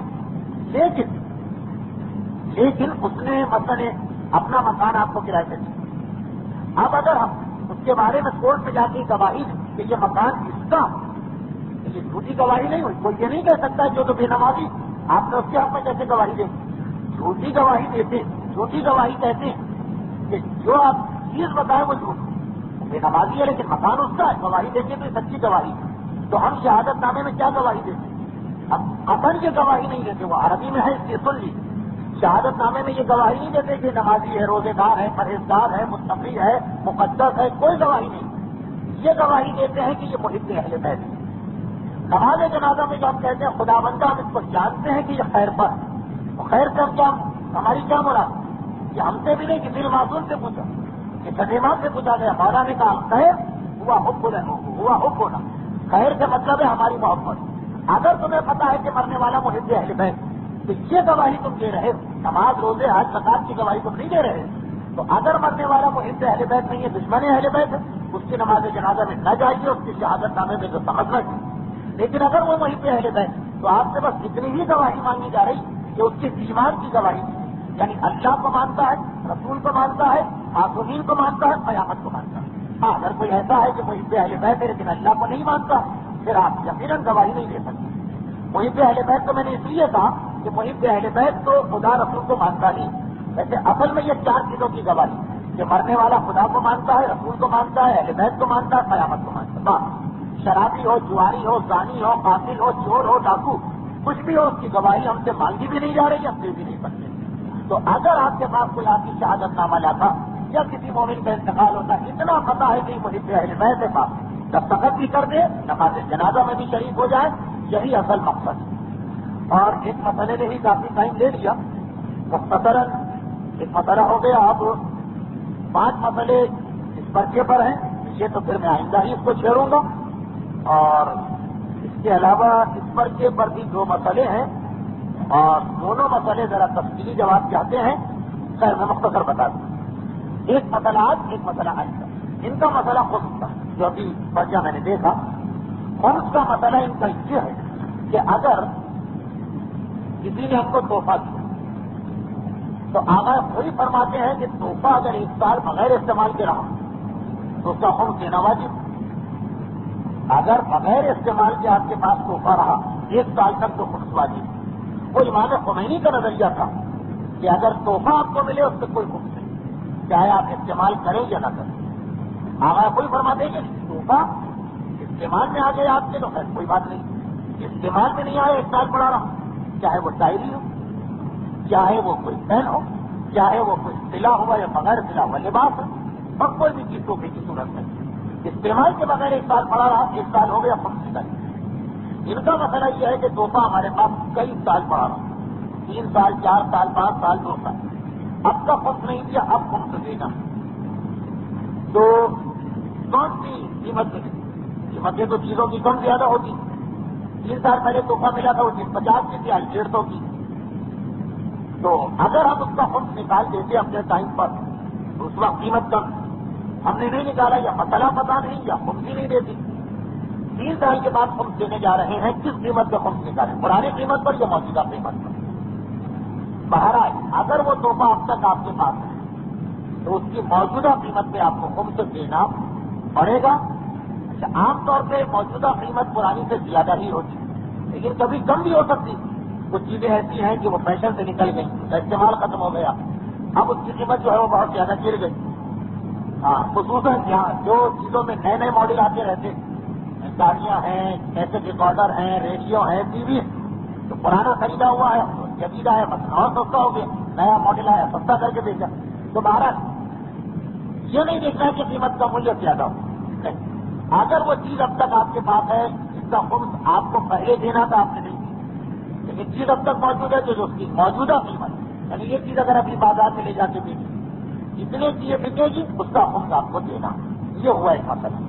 اب ان کا ایک اور مسئلہ بھی خمس سے متعلق ہے، اور وہ ذرا لمبا مسئلہ ہوتا ہے لیکن میں مختصر کر کے ان مسائل کو آج ہی مکمل کر دینا چاہتا ہوں۔ بس آج کا آخری مسئلہ، اس کے بعد یہ مجلس مسائل کی منزل میں داخل ہوگی۔ ان کا دوسرا مسئلہ جو ہے وہ سننے سے پہلے ایک مسئلہ ویسے ہی معلوم ہو جائے کہ اگر کسی کے پاس حلال پیسہ بھی آ گیا اور حرام پیسہ بھی آ گیا، حلال مال اور حرام مال اور دونوں مل گئے، اب پتہ نہیں چل رہا ہے کہ کتنا حلال ہے کتنا حرام، اور کس آدمی کا میں حرام لے کے آیا ہوں یہ نہیں پتا۔ عموماً کاروبار میں دھوکہ دینے والے یا وہ لوگ جن کی عادت ہے کہ قرضہ لے کے واپس نہیں کرتے، بہت سارے آدمیوں سے پیسے لے لی، اگر کبھی ان کو گناہ کا احساس پرابلم پیدا ہو گئے کہ اتنا تو پتا ہے کہ ہمارے مال حلال بھی ہے اور حرام بھی ہے، لیکن کتنا حرام ہے یہ نہیں پتا، کیونکہ اگر آپ کو پتا چل جائے کہ کتنا حرام ہے، وہ کتنا حرام ہے وہ نکال کے پہنچا دیں۔ اچھا یہ بھی پتا نہیں کہ کس آدمی کا حرام ہے، نہ آدمی پتا چل رہا ہے کہ کس کو میں نے دھوکہ دیا، نہ یہ پتا چل رہا ہے کتنے پیسے حرام دیے، تو اس صورت میں اگر مال کو پاک کرنا ہو تو مسئلہ یہ ہے کہ پورے مال کا خمس نکال دیں، جو آپ سال سال خمس نکالتے ہیں اس کو چھوڑ، پورا مال جو ہے اس کا خمس نکال دیجیے، اب اگر اس کے اندر کچھ حرام بھی تھا وہ خود بخود پاک ہو جائے گا، یہ مسئلہ ہے۔ تو انہوں نے پوچھا کہ اگر ہم خمس نکالیں تو جو ہمارے پاس تحفے وغیرہ ہیں کسی اور نے دیے، ہمارا مال نہیں، کسی نے ہم کو پیسے دیے، وہ ہمارے گھر میں آ گئے تحفے دیے، تو کیا یہ جو ہے کہ اگر حلال و حرام نہیں کیا تو خمس نکال کے پاک ہو جاتا، کیونکہ تحفے وغیرہ ہمارے پاس آئے اس کا تو خمس دینا پڑے گا۔ اچھا اصل مسئلے کا جواب ہے کہ جی جو چیز بھی آپ کی ہے، چاہے آپ نے کمائی ہو چاہے کہیں اور سے آ گئی، آج آپ جس چیز کے مالک ہیں سب کا خمس آپ کو نکالنا ہے۔ پھر ان کا دوسرا سوال یہ کہ وہ جو سال کے سال ہم خمس نکالتے ہیں، جو جن چیزوں پہ نکال چکے ہیں کیا اس پہ بھی خمس نکالنا؟ جی ہاں، وہ اصول اپنی جگہ کہ جس چیز پر ایک دفعہ خمس نکلے دوبارہ خمس نہیں نکلتا، لیکن اگر مال کو حلال کرنے والا خمس نکال رہے تو ہر چیز پہ خمس نکالنا ہے، جس پر عام خمس معاف ہے اس سے بھی خمس نکالنا ہے، یہ بات تو ہوگی۔ لیکن اب بہت ہی ٹیکنیکل مسئلہ ہے، اس کا ٹائم نہیں ہے کہ میں سمجھاؤں، جملہ کہہ کے آگے بڑھ جاتا ہوں، لیکن آج کل کے زمانے میں یہ مسئلہ بہت کم پیش آتا ہے، اس لیے کہ وہ جو فقہ کہہ رہی کہ حلال و حرام جمع ہو جائے، اس سے مراد کرنسی نوٹ نہیں، اگر کسی کے پاس حرام مال آیا کرنسی نوٹ کی صورت میں یہ مسئلہ اس کا حل ہے، یہ مسئلہ اس آدمی کا جس کے پاس حرام چیز آئے، یعنی اس کے پاس کپڑوں میں پتا چلے کہ کچھ کپڑے حرام، زیورات میں پتا چلے کہ کچھ زیور حرام، مطلب اس کے پاس دکان یا مکان جو زمین ہے پتا چلے اس زمین میں کچھ حرام ہے، پتا نہیں کتنا برتن ہے، اس کے بعد جو برتن ہے کچھ برتن حرام تھے، اس کے بعد جو فرنیچر ہے کچھ فرنیچر حرام ہے، چیز ہے وہ اگر کچھ حرام کی اور کچھ حلال کی اور وہ مل جائے اسے پاک کرنے کے لیے خمس نکالنا ہے۔ لیکن اگر حرام کرنسی نوٹ کی صورت میں آیا، مثلا کسی سے 10,000 روپئے لیے تھے نوٹ واپس نہیں، یا کسی کو کاروبار میں دھوکہ دیا تھا اس سے پیسے لیے اور اس کے بعد مال نہیں پہنچائے، یہ جو نوٹ اگر حرام کے آپ کے پاس آئے تو یہ مسئلہ ہی نہیں، وہ بالکل الگ مسئلہ ہے، وہ ختم ہو گئی بات۔ اگر کسی کے پاس حرام مال نوٹ کی صورت میں آیا، وہ پھر اگر خمس نکال کے اپنے مال کو حلال کرنا چاہے وہ ہو ہی نہیں سکتا، وہ مسئلہ ہی نہیں۔ وہ جو مسئلہ ہے کہ مال کو حلال کرنے کے لیے خمس نکالو، یہ ہے اگر حرام چیزیں آ جائیں، جیسے بہرحال کچھ عورتوں کی عادت ہوتی کہ جہاں گئے کچھ چیز اٹھا کے آ گئے، مثلا تو ہمارے یہاں اردو میں ہے بھی کہ لوتری آئی بات چھپاؤ، چوٹی آئی چیز چھپاؤ، کہ غیبت کرنے والی آتی ہے تو اس کے سامنے بات چھپا تو ہر جگہ پھیلا دے، اور وہ چوری کرنے والی آئی تو چیز چھپاؤ وہ اٹھا کے لے جائے، تو مطلب یہ اس لیے کہ چھوٹی موٹی چیزیں جو ہے یہ خواتین کا شعبہ ہے، مرد تو بہت بڑی بڑی چیزوں پہ ہاتھ ڈالتے ہیں، زیادہ تر نوٹ یا اس قسم کی چیزیں ہوتی تو مثلا کبھی کسی کا بلا اٹھا لیا، کبھی کسی یہاں سے رومال اٹھا لیا، کبھی کوئی چھوٹا موٹا برتن اٹھا لیا، کبھی تبرک ڈبل لے لیا، تو بہرحال یہ جو چیز اگر حرام آئی چیز اور وہ حلال کے ساتھ مل گئی اس کو خمس نکال لیجیے پاک ہو جائے، یعنی ساری چیزوں کا خمس۔ لیکن اگر نوٹ حرام کیا ہے اس کا خمس نکال کے پاک کرنے کا مسئلہ ہی پیدا نہیں ہوتا۔ اس کے ساتھ ہماری بات ختم ہوئی، اختتام کو پہنچی، لیکن ہاں چاہے نوٹ والا حرام ہو اس میں خمس سے فائدہ نہیں ہوگا، اس کا الگ طریقہ،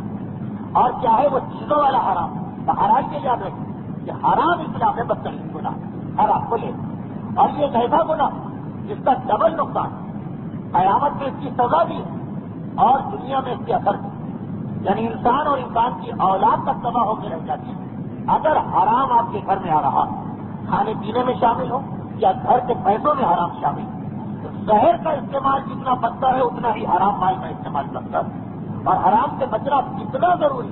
ہم اور آپ تو عام طور پہ بہانے بناتے ہیں کہ مہنگائی بہت بڑھ گئی ہے، زمانہ ایسا ہے کہ اب حلال میں کس کا گزارا ہوتا، اور ابھی حلال میں نہیں ہو رہا، ابھی تو سننے میں آ رہا ہے اتنے پرسنٹ فلاں چیز بڑھ رہی ہے، اتنے پرسنٹ فلاں چیز بڑھ رہی، تو لوگوں کے بہانے بھی اتنے ہی پرسنٹ بڑھ جائیں گے، کیونکہ کہاں گزارا ہوتا حلال خریدنے سے، تو دال روٹی یا روٹی چٹنی کھانا بھی مشکل، اس قسم کے جتنے بھی بہانے پوری دنیا کو یہ بہانے بنانے کی ٹھیک ہے بنائے وہ، لیکن کم از کم جو حسین کا ماننے والا ہے اسے یہ بہانہ نہیں بنانا چاہیے، اس لیے کہ اس کے آقا اور مولا نے جو بتایا کہ اللہ کی خاطر بھوکا اور زیادہ رہ کے زندگی گزاری جا سکتی، اگر یزید کا ماننے والا کہے کہ حلال میں گزارا نہیں میں حرام لیتا ہوں، چھوڑ دیجیے اس کے حال پر. اگر وہ پارے مکہ کے ماننے والے کہیں چھوڑ دیجیے ان کو ان کے حال پر، لیکن حسین کا ماننے والا مجھے پتا کہ اس کے آقا اور مولا اور حسین کے ساتھیوں نے میدان کربلا جہاں دوسرے درخت کو دیے وہاں حرام سے بچنے کا طریقہ بھی سکھایا. میں حسین کا واقعہ نہیں بیان کرتا ہوں، فوراً آپ کے پاس سے جواب آ جائے گا وہ تو معصوم جو بھی کرے کم. میں حسین کے اس صحابی کا واقعہ بیان کرتا ہوں کہ جو مہاراج ہے تو عظمت کی آخری منزلوں پر لیکن پھر بھی معصوم تو نہیں. آپ آئیے ایک مرتبہ دربار احتجاج حسین کا سفیر مسلم ابن عقیل گرفتاری کی حالت میں کھڑا، آپ بچے ہوئے اور زخمی، دانتوں سے خون جاری.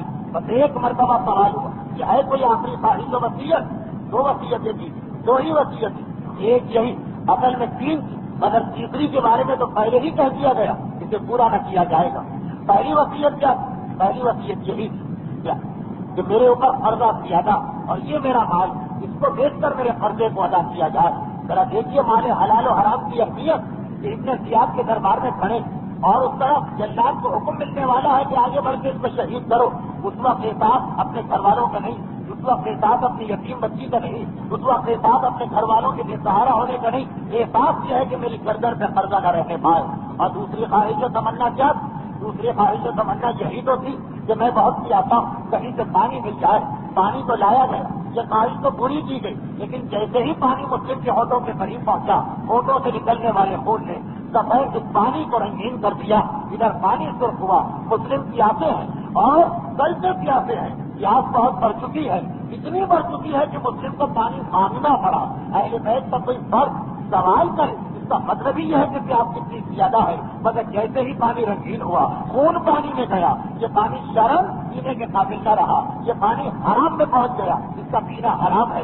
زخمی ہے، پیاسے ہیں، تھکے ہوئے ہیں، مگر ایک مرتبہ حرام پانی آیا منع کر دیا. پیاس کی حالت میں پانی کو منع کرنا بہت بڑا اتحاد ہے. دوسرا پانی لایا گیا، وہ بھی ایک مرتبہ خون کی وجہ سے رنگین ہوا، منع کیا. تیسرا پانی بھی، اور تیسرے پانی کے بعد چوتھی مرتبہ پانی منگوانے ہی سے انکار کر دیا. ایک ہی جملہ کہا، ایسا لگتا ہے کہ خدا مجھے پیاسا ہی اپنی بارگاہ میں دیکھنا چاہتا ہے. مسلم نے ہمیں پیغام دیا کہ دیکھو حرام سے بچنا کتنا اہم ہے. تم عام حالت میں حرام سے نہیں بچتے ہو، تمہاری ضروریات پوری ہوتی ہیں، عیاشیوں کے لیے تم حرام لیتے ہو. آ کے دیکھو حسین کا سفیر دربار اتنے زیاد میں تمہیں کیا درد دے رہا ہے کہ پیاسا ہے، زخمی ہے، مگر پانی اگر حرام ہو گیا زخمی رہنے پہ تیار، پیاسا رہنے پہ تیار، حرام پانی پینے کو تیار نہیں. یہ دوسری وصیت تھی. اور آخری وصیت بھی سن کے چلیے کہ آخری وصیت یہ تھی بس میرے آقا کو یہ پیغام پہنچا دو، اب بھوکے کا ارادہ نہ کریں،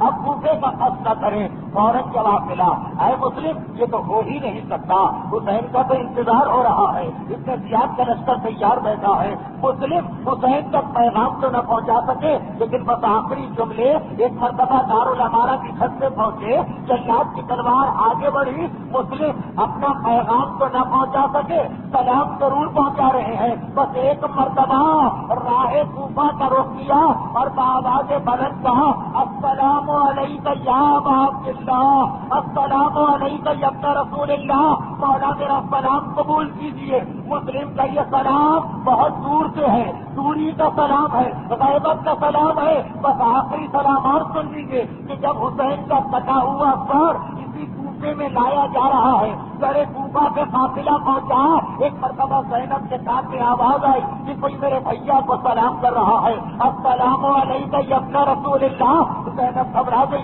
کہ دشمنوں کا شہر میرے بھائی کو سلام کرنے والا کون ہے. چاروں طرف دیکھا کوئی نظر نہ آیا. حیرت کی بات دوسرا سلام زینب کو کیا گیا، السلام علیک یا بنت رسول اللہ، اے رسول کی بیٹی میرا سلام لیجیے. اب تو زینب نے پہچان لیا، ارے یہ گھر کوفہ پر ایک بے سر کا لاشا لٹک رہا ہے، اس میں لاشے سے میرے بھائی کو بھی سلام دیا گیا, مجھے بھی سلام دیا گیا. زینب نے چہرہ اٹھایا, کہا اے بےسر کے لاشے, تو ہے کون جو مجھے اور میرے بھائی کو سلام کر رہا؟ آواز آئی, شہزادی آپ نے اپنے سفیر کو نہیں پہچانا؟ ارے میں آپ کا سفیر مسلم ابن عقیل 1 مہینے سے ڈرے کوفہ کے آپ کا انتظار کر رہا, میرا آقا آنے والا, میری شہزادی آنے.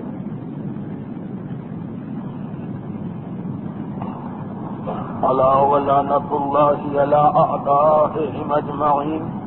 پروردگارا, شہزادہ مسلم ابن عقیل کے ان مصائب اور ان مصائب کے دوران شریعت کے اس وفاداری کا واسطہ ہم سب کو دنیا اور آخرت کی ہر مصیبت و پریشانی سے محفوظ فرما, اور مسلم ابن عقیل ہی کی طرح تیری دین اور تیری شریعت کے احکامات پہ عمل کرنے کی توفیق عطا فرما.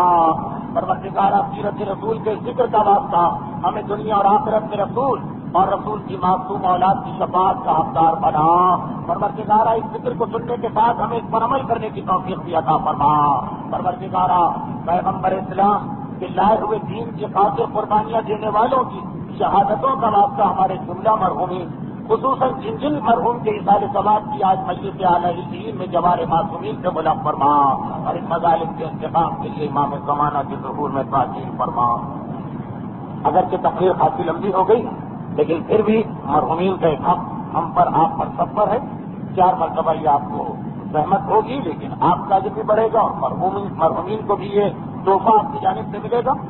ایک سورہ فاتحہ مرحوم محمد حسین حاجی عبداللہ کلیان کے سال ثواب سے.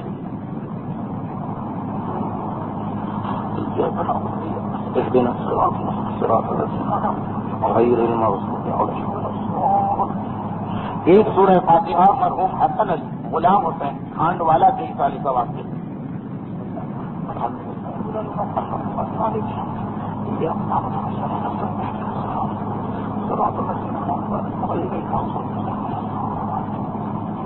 ایک سورہ فاتحہ مرحوم یوسف علی جعفر علی ایرانی کے سال ثواب سے.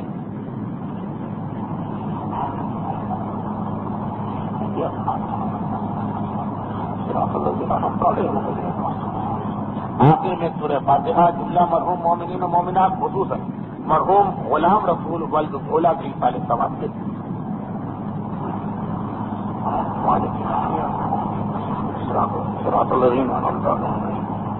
ربنا تقبل منا انك انت السميع العليم.